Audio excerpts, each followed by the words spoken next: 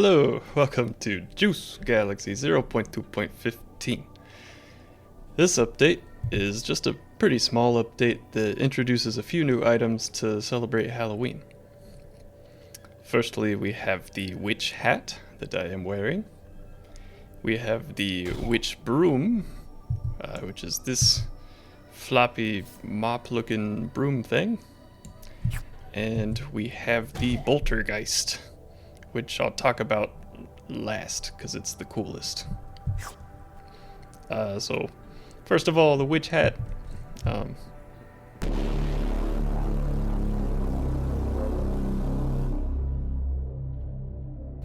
Not much to it. It's just a regular hat, but it is the third floppy hat that we've had after the polywog hat and the monitor hat.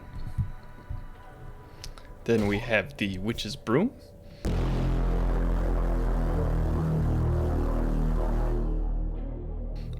Just a broom. However, it is also a floppy item in that it has a floppy brush on the end. This was just an experiment of mine. I wanted to see how hair would work in this game, and I think it was pretty successful. I think in the future we can have monsters with hair somewhat like this, and I think it looks pretty good and hairy.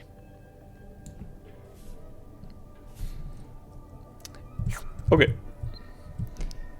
now for the Boltergeist.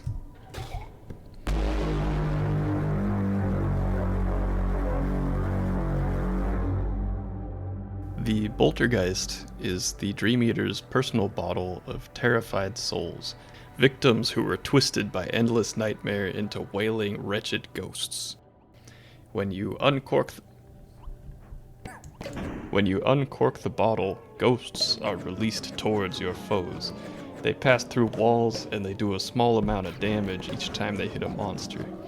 They last for about 7 seconds and then they explode, free at last from their torment. The bottle's cork is also a weapon. It's kinda hard to aim, but it flies at 100 meters per second and it does pretty massive damage to whatever it hits.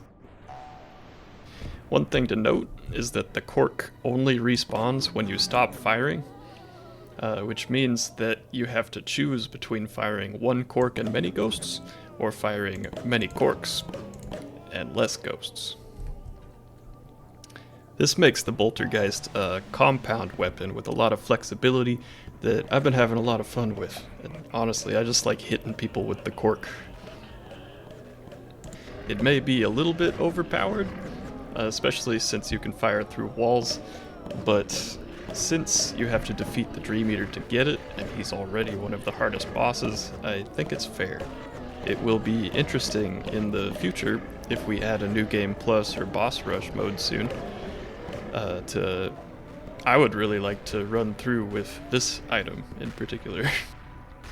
Another detail you may appreciate is that the size and audio of the ghosts scale with the size of the item. You can have little ghosts, and you can have big ghosts. Okay, time for